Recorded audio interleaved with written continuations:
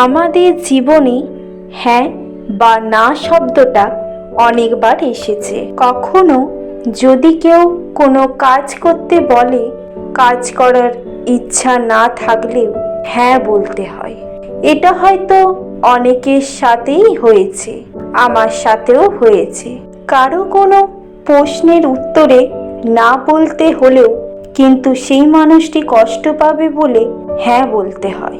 হ্যাঁ যেমন নায়ের বিপরীত শব্দ, ঠিক তেমনি না হ্যাঁয়ের বিপরীত শব্দ। সব সময় হ্যাঁ বলাটা ঠিক নয়। এর ফলে মানুষ তোমাকে অবহেলা করবে, তোমাকে গুরুত্ব সহকারে নেবে না।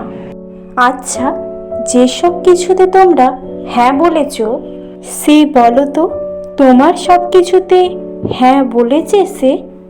তুমি তার দরকার অদরকারি সব কাজে হ্যাঁ বলে তোমার কাছ থেকে সে সাহায্য নিয়েছে, কিন্তু অপর মানুষটা তোমাকে ক্রমাগত না বলে ছোট করেছে। সম্পর্ক গড়ার যে আনন্দ, তার থেকে বেশি কষ্টের সম্পর্ক ভাঙার। তাই আমরা সহজে না বলতে পারি না। এবার থেকে কখনো কখনো না বলতে শেখো। আমি চেষ্টা করছি, তোমরাও চেষ্টা করো।